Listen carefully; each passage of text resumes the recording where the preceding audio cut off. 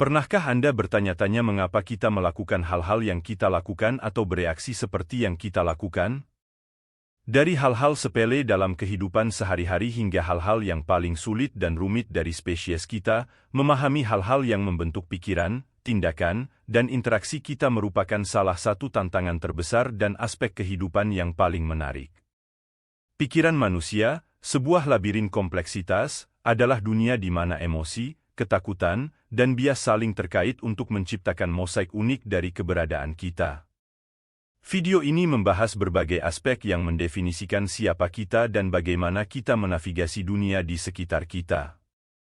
Jadi, mari kita lihat lebih dekat nuansa mendalam dari apa yang membuat kita menjadi manusia yang berbeda. Nomor 1, sebagian besar dari kita merasa disalahpahami. Dalam jaringan hubungan antar manusia yang rumit, tidak jarang kita merasa bahwa orang lain tidak mengerti maksud kita. Menyalahkan komunikasi yang buruk dan keterampilan mendengarkan, melihat sesuatu dari perspektif yang berbeda, atau hanya kerumitan pengalaman pribadi, merasa disalahpahami adalah sesuatu yang dapat dipahami oleh kebanyakan orang. Mengakui sentimen yang tersebar luas ini memungkinkan kita untuk melakukan pendekatan percakapan dengan lebih berempati. Dengan mendengarkan dengan penuh perhatian, melepaskan asumsi, dan menyesuaikan ekspektasi, kita dapat memperdalam rasa saling pengertian dalam interaksi kita. Nomor 2, rasa takut itu universal. Ketakutan adalah salah satu emosi paling dasar yang kita alami sebagai manusia. Rasa takut melampaui batas-batas budaya, sosial, dan geografis. Asal-usul rasa takut dapat ditelusuri kembali ke nenek moyang kita, yang merasakan dan merespons bahaya sangat penting untuk bertahan hidup. Ketika kita menghadapi ancaman yang dirasakan, baik yang nyata maupun yang dibayangkan, tubuh kita mulai bekerja, mempersiapkan diri untuk melawan atau melarikan diri. Respons rasa takut, ini sudah tertanam dalam diri kita. Selama berabad-abad, ancaman mungkin telah berubah, tetapi reaksi ketakutan fisiologis tetap sama. Memahami bahwa rasa takut adalah hal yang konstan secara universal memungkinkan kita untuk mendekati orang lain dengan belas kasih dan mengenali kerentanan bersama yang menyatukan kita.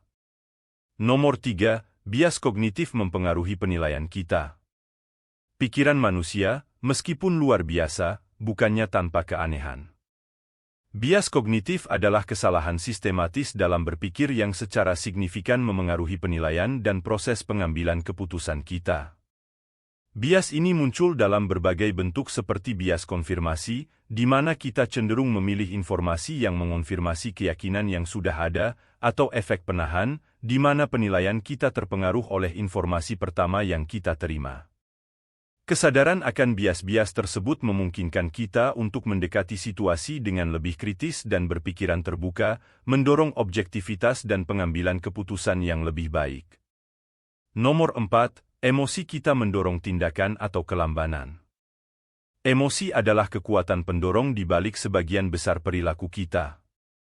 Terlepas dari apakah itu positif atau negatif, emosi secara signifikan mempengaruhi tindakan kita atau tidak.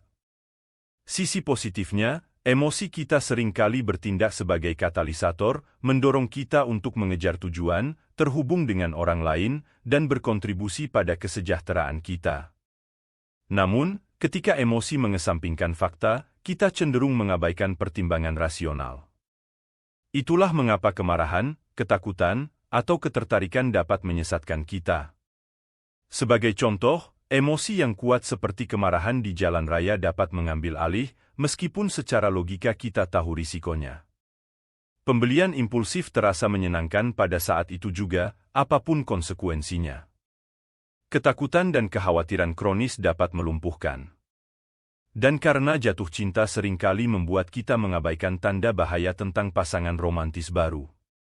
Dengan memahami kekuatan pendorong di balik perilaku, kita dapat mengembangkan kecerdasan emosional dan menavigasi seluk-beluk interaksi manusia dengan lebih efektif.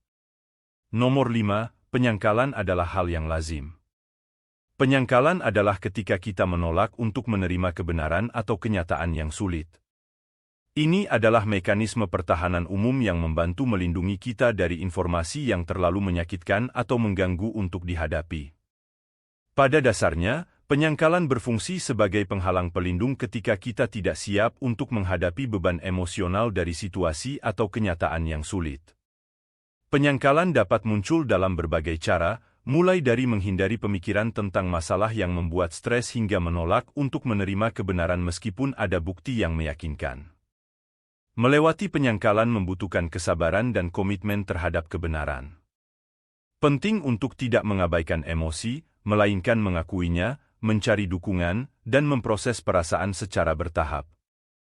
Mengenali kecenderungan ini di antara orang-orang akan mendorong dialog terbuka dan mendorong penerimaan dan pemahaman. Nomor 6, kita semua menginginkan ketenangan pikiran. Ketenangan pikiran adalah keadaan batin yang tenang dan tenteram yang bebas dari kekhawatiran yang berlebihan, kecemasan, atau emosi yang menyusahkan lainnya. Ini adalah kondisi yang sangat dicari oleh banyak orang, tetapi bisa jadi sulit dipahami dan sulit dicapai.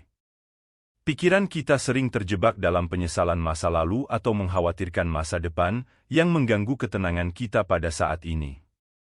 Bahkan ketika kondisi stabil, pikiran kita dapat menciptakan gejolak batin.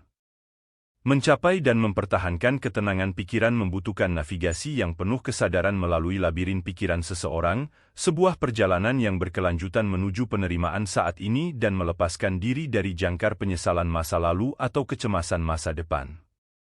Menyadari tujuan bersama ini mendorong terciptanya lingkungan yang memprioritaskan kesehatan mental, mempromosikan ketenangan pikiran bagi individu dan masyarakat. Nomor 7, banyak yang kurang percaya diri. Terlepas dari penampilan luar, banyak orang yang bergulat dengan keraguan diri. Rasa rendah diri seringkali berasal dari pengalaman negatif seperti perundungan, pelecehan, atau trauma. Kecenderungan perfeksionis juga dapat berkontribusi karena orang berpegang pada standar yang tidak realistis. Penggunaan media sosial adalah faktor lain, terutama ketika membandingkan diri sendiri dengan orang lain. Orang dengan harga diri rendah cenderung kritis terhadap diri sendiri, meragukan diri sendiri, dan menghindar dari tantangan. Hal ini dapat menjadi ramalan yang terpenuhi dengan sendirinya, menghambat kesuksesan dan melanggengkan masalah.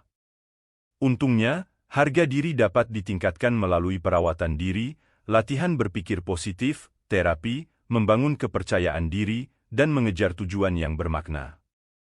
Dengan mengenali benang merah ini, kita dapat mengembangkan pemahaman yang lebih dalam tentang kompleksitas yang membentuk sifat manusia dan saling mendukung satu sama lain dalam mengatasi tantangan keraguan diri. Nomor 8, sebagian besar dari kita berjuang dengan perubahan. Kebanyakan orang lebih suka mempertahankan segala sesuatunya sebagaimana adanya, sebuah fenomena yang dikenal sebagai status quo. Kita memiliki kecenderungan untuk menghargai stabilitas dan kontinuitas, yang sangat membantu dalam sejarah evolusi kita, namun hal ini dapat menghalangi kita untuk melakukan perubahan, bahkan ketika perubahan itu jelas-jelas demi kepentingan kita. Baik itu rasa takut akan hal yang tidak diketahui atau keengganan untuk meninggalkan zona nyaman kita, merangkul perubahan bisa menjadi tantangan yang berat. Kita cenderung berfokus pada apa yang mungkin hilang daripada apa yang berpotensi kita dapatkan. Namun, sangat penting untuk menyadari bahwa perubahan membawa peluang untuk belajar, berkembang, dan maju. Dengan latihan, kita dapat merasa lebih nyaman dengan perubahan dan termotivasi oleh pertumbuhan yang dibawanya daripada dilumpuhkan oleh rasa takut. Mengenali dan memahami perjuangan bawaan ini memungkinkan kita untuk melakukan pendekatan manajemen perubahan dengan simpati dan mendorong satu sama lain melalui transisi kehidupan yang tak terelakkan. Nomor 9, orang tua kita mempengaruhi kita. Sebagai makhluk sosial, kita tidak ditakdirkan untuk tumbuh sendirian. Hubungan pertama dan paling intim kita biasanya dengan orang tua atau pengasuh kita. Ikatan yang terbentuk di masa kanak-kanak ini kemudian membentuk perkembangan, harga diri, kepercayaan, perilaku, dan kesehatan mental kita secara keseluruhan.